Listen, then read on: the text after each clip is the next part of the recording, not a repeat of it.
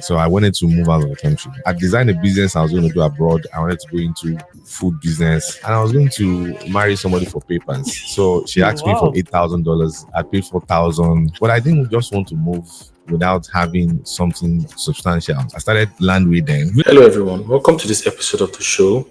And on this episode of the show, I'm going to be reacting to a video that Wale Ayilara of Landwey did some few days ago. The video has been getting a lot of steam and it's titled How He Built a $350 million real estate empire before 35. And so I'm just going to be picking up some very, very important parts of the interview and I'm going to be reacting to it.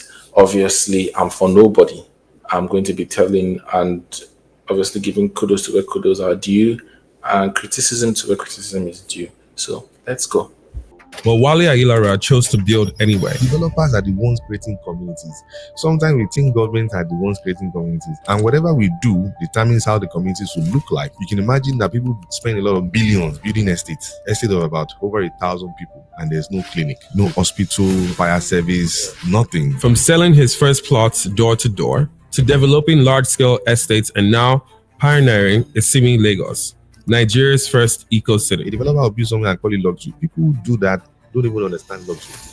So let me quickly go to where he talked about his story and how he started.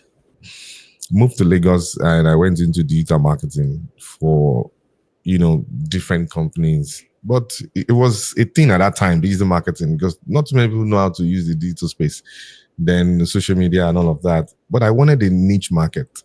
So, and I started researching. And I saw real estate as a big opportunity, all because I think one day I was working in Keja, and I saw a guy that was trying to sell a property of about 45 million and was sharing a flyer. I was like, this guy, I saw a lot of opportunities. I saw the challenges. The challenges first was what got me involved, because I saw how that space was and I saw how things can be done better. And that was a challenge for me. Then I went into research about, okay, what are the vacuum in real estate? How really can I enter the market? But one of the key integral thing I had to do then was I don't really like entering a space and just doing what is already existing. I like to see what I can advance, because that's what is going to give you that disruptive attention first. So I saw that many people were not using drones, they were not using Google, nothing, no pin, and a lot of some of these sites, they just signboard, nothing, titles were missing. People were just very much more transactional and not really trying to build a business that is sustainable. Honor to whom honor is due. When Wale did come into the game, they changed a lot. And you had giants like P1 then that literally was only their banner. I did a video about it. I think I'm going to reference that video. Let me show you that video. First problem, the first issue that I found out with P1 was they are the ones that pioneered this lazy method of selling real estate, where you just slap a flyer, colorful blue and whatever flyer, and you just put stock pictures of people and plan for sale in the Mejuleki. Branding was zero. Anytime that they open an estate, you just see somebody, you go and say, okay, here we are at this place. No professional photograph, no aerial photography, no drone videos. There was no brand. There was the brand communication from the company was not like cinematic trailer type esque videos. And Wale of Landwey, Wale Ayilara, actually worked with Landwey. He was actually worked with P1 rather. He was a digital marketer and he helped most of these companies. And he left, and I saw an interview. He said most times people go and see your system and see how they can improve it, and he improved a lot about how real estate was being done. And in his turn, they started doing with Chika, they were doing all these blockbuster videos, real estate type of movie. It was like real estate like a movie, that sort of thing. So yeah, that video was probably, when was that? 2019, 2020. It was a very, very, very long time ago where I talked about P1 and, it did case. he did come into the industry and change the game. And forever props to whom props are due. Brand focus. So for me, I wanted that business that is not just about transaction, because you can really get carried away with, let's say, transaction. And I mean, anybody can do it. It's not really an intelligent business. Anybody can do it, because it's just buy land, build, sell. So anybody can really do it. But I wanted something that is beyond just doing real estate. It is on the. Let me just say that Wale just subtly called himself intelligent. Props to whom props will be due, But like I think from this, not to be critical of the guy, he had to tell you that he was an intelligent dude. That basically the people that were doing real estate at that time were not intelligent; they were foolish. I'm not putting words in his mouth. Literally was what he said. You don't have to be intelligent in real estate. Anyway, let's continue. Understanding what the customer wants, and not only what they want, trying to even understand what they will want without even them knowing that they want it. So going into all those research and all of that help us to understand the market and how the market works. And okay, we get it. You're an intelligent guy that was researching. Elon Musk of real estate Nigeria. I was going to do abroad. I wanted to go into food business. So I'd gotten my visa and I was going to. Yeah, he's talking about the abroad story now. Marry somebody for papers. So she asked me for $8,000. I paid $4,000, so I was just going to move. But I didn't just want to move without having something substantial, something, I wanted to rent a house on my own. I mean, be able to start on a good note. So I needed some money. So I wanted to gather money. So I started Landwey then. I didn't even think of it that it was going to be big, but I just registered the name and I was already training the agents and all of that. So I needed to sell a product that can give me the kind of money I was looking for. Then I moved out of the country. So I got this land. It was already an existing land with one of the companies I was helping recruit agents. So the guy wasn't doing a good job. So I just told the guy that, see, give me 50 plots. I'll pay you in 3 months. At first he thought about it and I was like, nah. But he didn't want to lose the agent I was training for him. He didn't want to lose that part of his business because his business was not making any money until I started training agents for him. So but I was able to convince him to give me the 50 plots. So he gave me the 50 plots. I told him I was going to pay him in 3 months. But the strategy was that he gave me the 50 plot at the price he was selling in the market, meaning he was trying to shoot me by the foot.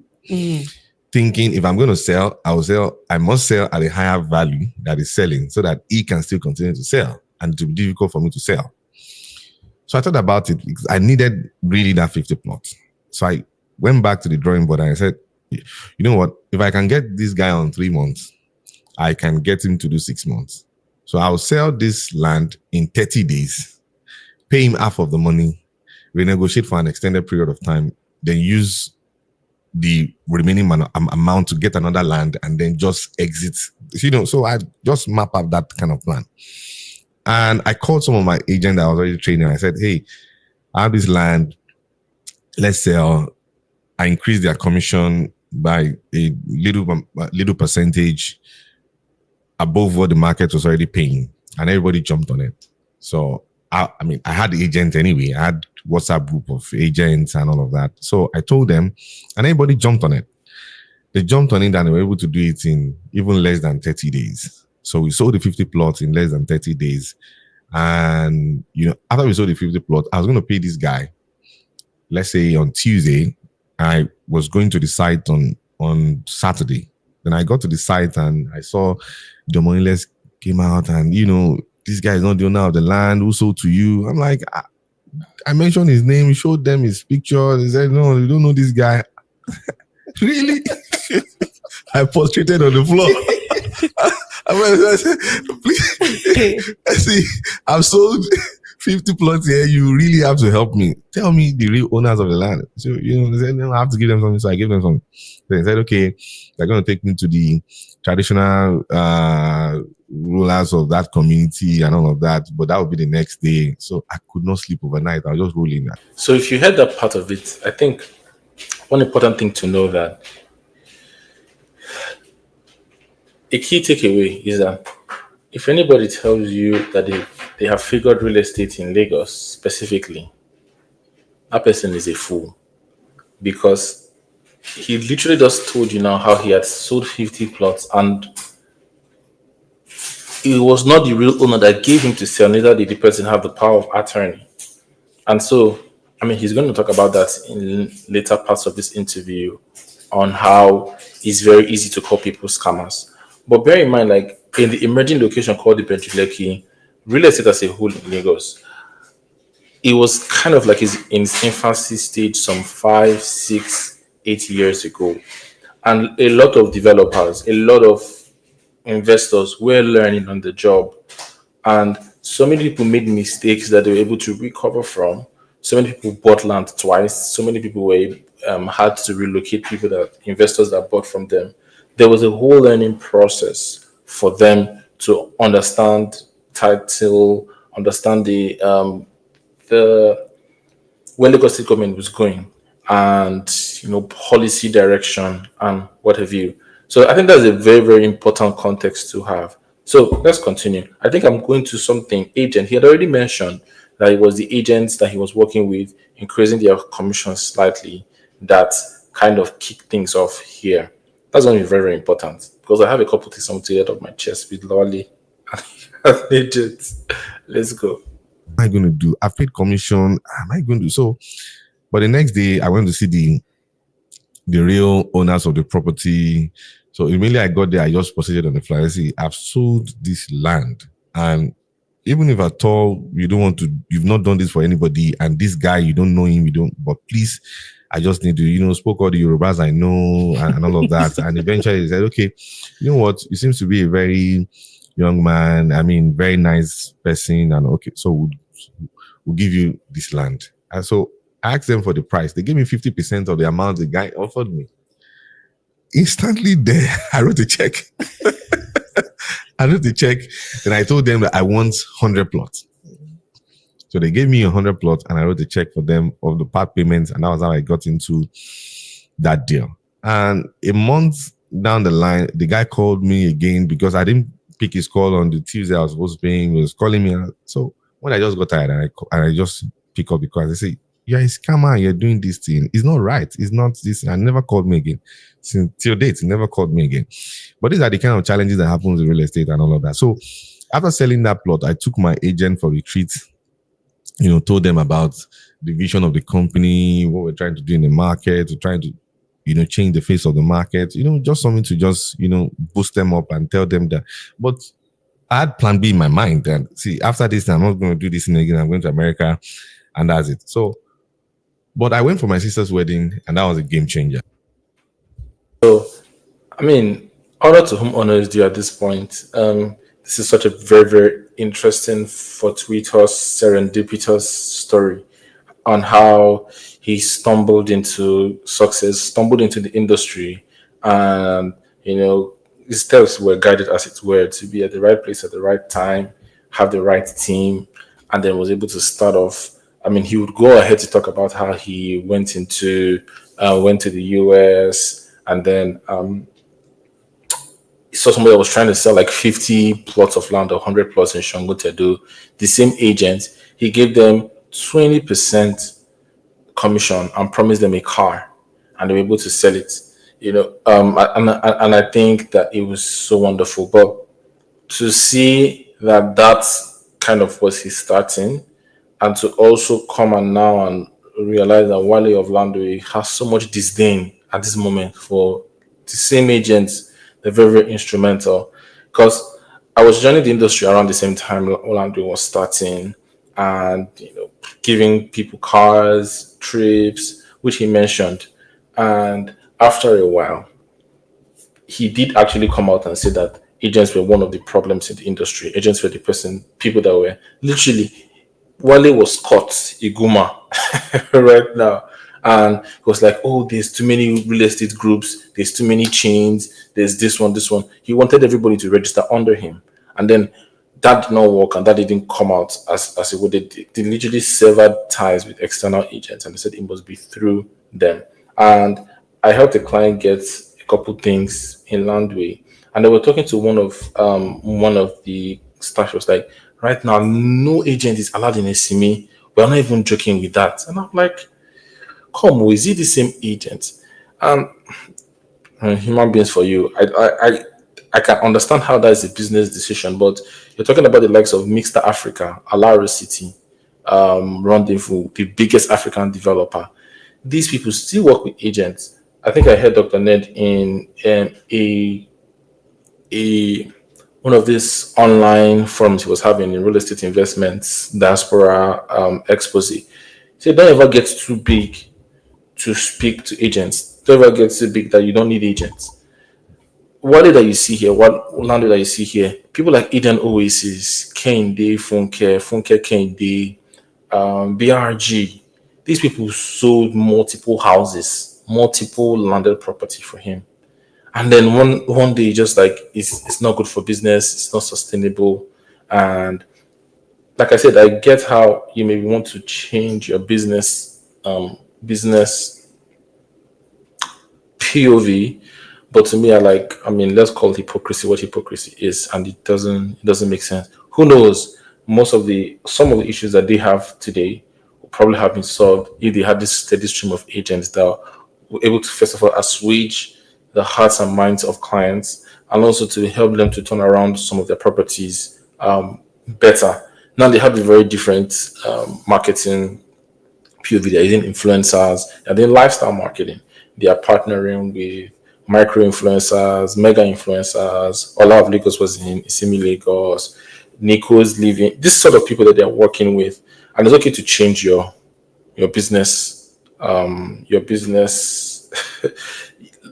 how you do business, but like I just think it doesn't make any sense that these are the people that you now disdain. But let's go to the meat of it, where people want to know about where things went wrong in the business, and I think there's a lot of learning that could come from that. Let's go.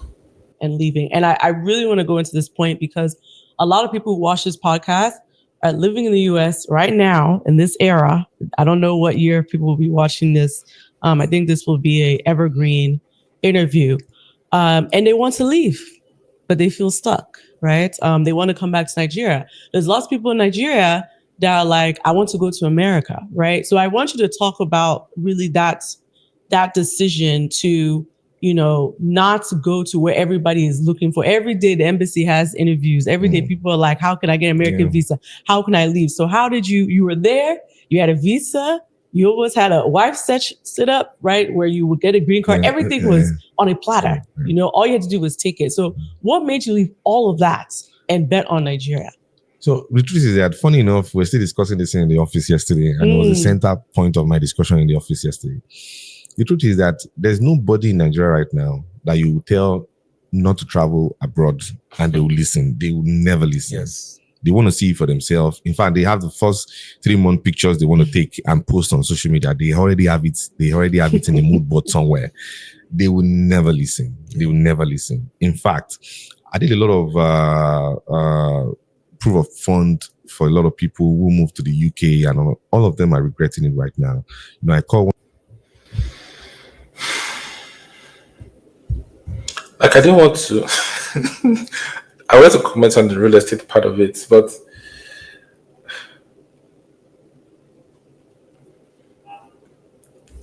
every time through history, even in the Bible, people have gone to other countries to find greener pastures.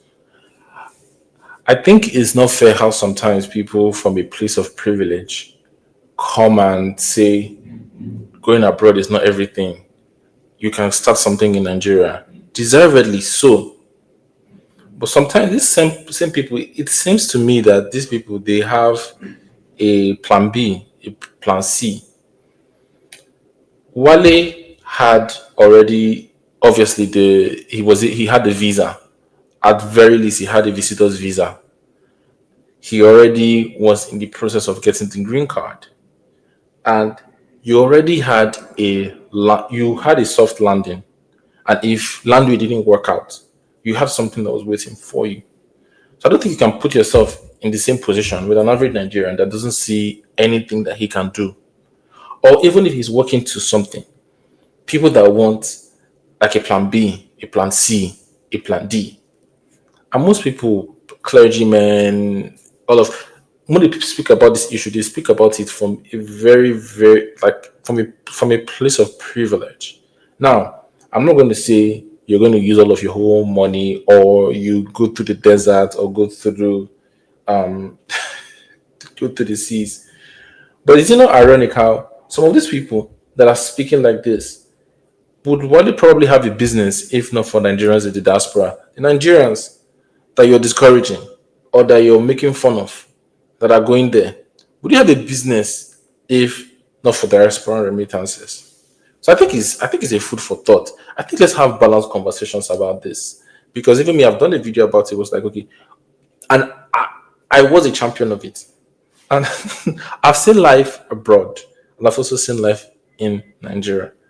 To be honest, if you can give yourself and your children that shot, please give them that shot in life. Don't listen to these billionaires, man. Don't listen to them. At least have a soft landing. Do whatever you want to still do in Nigeria, but everybody that has the means should actually be looking to have some sort of soft landing in the diaspora. Let's hear what he's saying. This should not be that controversial. Called one of my friend, and it was like he made the biggest mistakes of his life. I mean, biggest mistake of his life moving.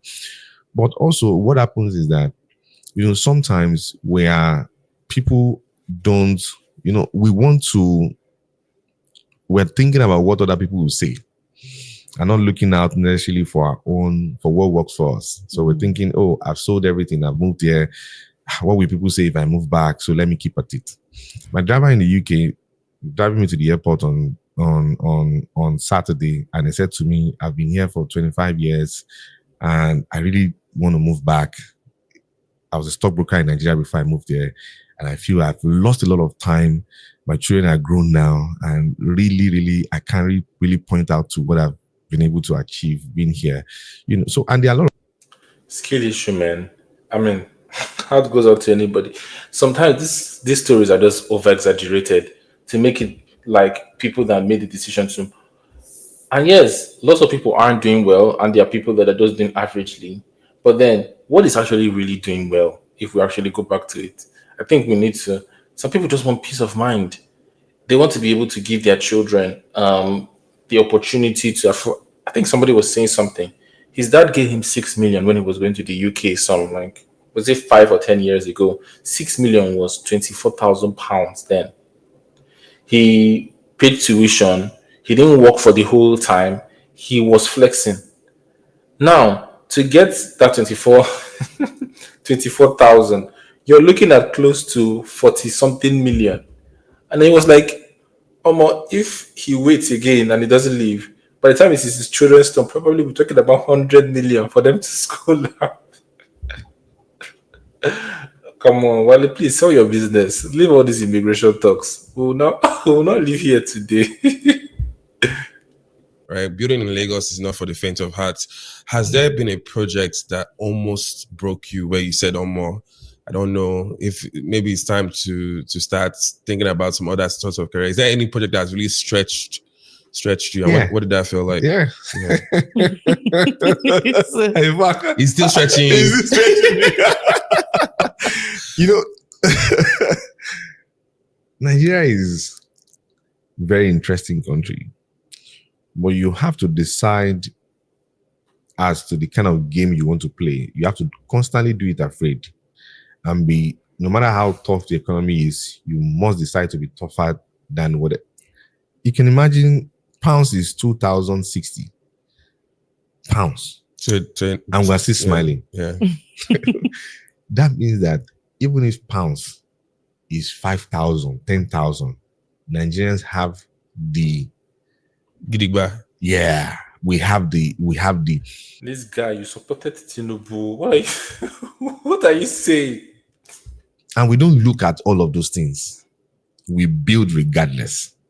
For me, You know, I had in 2019 August, that was before COVID.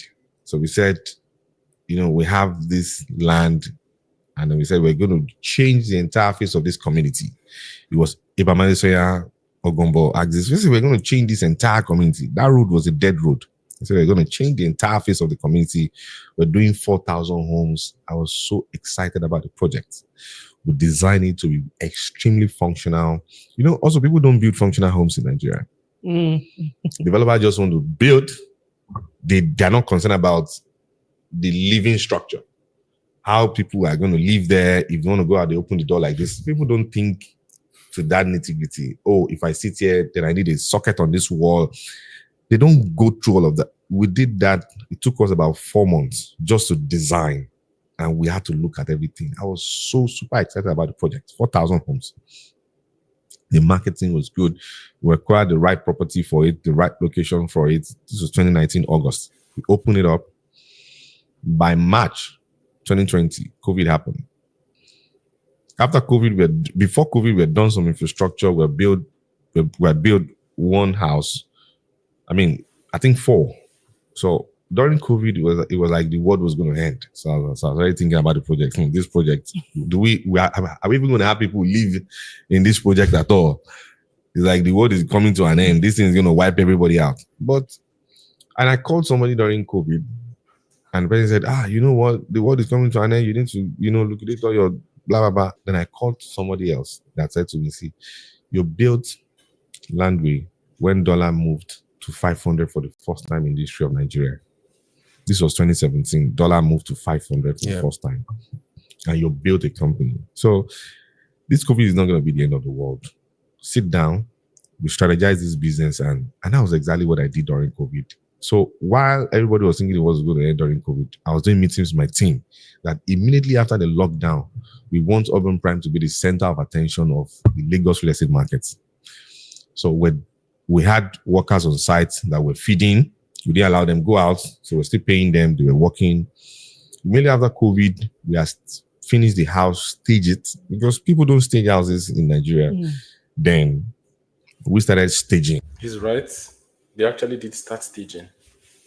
Like staging as if you just need to bring your clothes. We had dummy iPads, we had dummy car keys. We did all of that, bought all of those things, brought them in and all of that. And it was wildfire.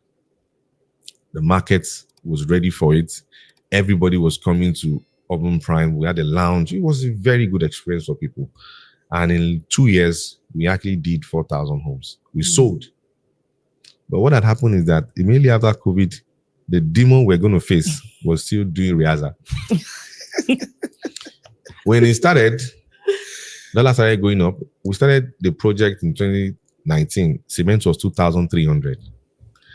By 2022 September, we shut down. We're no longer selling because this is now real estate is at inflation of about 348%. Inflation, 348%. 300 is. Let me explain what that means. This is your revenue. If your So he talks more about what happened, and you can watch the full video. I'm going to drop the link on the description of that video. But I think I'm just going to wrap up here. There's another question that he was asked, talking about Isimi Lagos. Where is that place? Seems far, and I think I've done a video about it, and I'm actually going to play that video. Now, let me show you something. In 2020, before Landwey came into Ogombo and Axis, 2020, that place was a bush. And I remember my cousin that works in Zenith Bank telling me that she remembers when they were telling them to buy land 5 million naira in Abraham Adesoya. I told her that Landwey was selling land in Urban Prime 1. Remember when they were telling her that, and then it was 30 million naira. That was 2020. She said, I remember going with my mentor in real estate, and we just did videos, blah blah blah blah blah blah. Good day, everyone. I'm Uche Philip Emordi, and I'm here to take you on a virtual tour of the Urban Prime 1 estate. Urban Prime 1 estate is located at Abraham Adesoya, along Abraham Adesanya Road, just 2 minutes from the Abraham Adesanya roundabout. So here at Abraham Adesanya Urban Prime 1, we have the buildings that are going on. You can see the builders are already on site, and you can see the amenities in this estate. You can see that the drainage is already here. Everything has already been fixed. You see the roads, interlocked roads, solar powered street lights are already here. And this land is something that you really should invest in. It comes to a sea of O title, and it's in a very serene and quiet place where you can either live or have do whatever project you want to do. So here is the Urban Prime 1 estate. Now go back to Ogombo Road. Compare 2020 when that place was a bush. Landwey came, they cleared it. There's Urban Prime 1, Urban Prime 2, Urban Prime 3, then even down into Okwaja side. Lekki Pride 3 that is selling. In fact, at some point, Landwey even stopped selling land and they were only selling houses. It doesn't always look like it.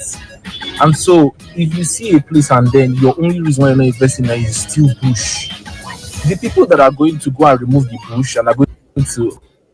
Okay, so I think that's a very good note to leave things at. Like I said, if you want to watch more of that video, check the link in the description. And it's good to give this sort of content because there are things obviously that you may not agree with the guy. I personally don't agree with the guy in a lot of things, but also it's easy to just call people scammers. It's easy to just call people that they are. I think the guy has a huge, massive ego. I think there's a lot of hypocrisy, and I think he thinks he's the Elon Musk of Nigerian real estate. But there's no denying that there's a lot that he's done for the industry, and there's a lot that he's done. There are lots of people that are, in fact, like someone sent me a video and like, okay, Landwey is a scammer. To get more context on that, I think you should watch that video. Props to whom props are due. Where they selling missing things, and obviously 4,000 homes, selling 4,000 homes, and then having, I think he said he's been refunding up to like 14 billion, and obviously he's going to refund it to you in naira. So a very very raw deal for Nigerians in the diaspora, and even Nigerians in Nigeria, because obviously your naira has lost a lot of value, and so I also cannot come out here and just say, okay, they're the perfect saints, because at the end of the day, they were not willing to take any hits. They were like, okay, either you just wait or you add up some more money.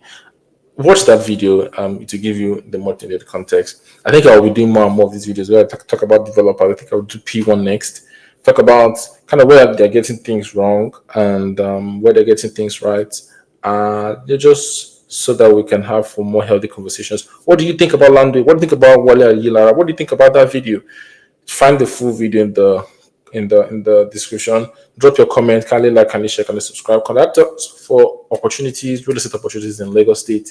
I will see you at the very next video. This is the Ownahome TV show. Here on Ownahome, believe only the home owning property should not make you lose sleep. So we are committed to giving you the very best property recommendations and insider real estate gist.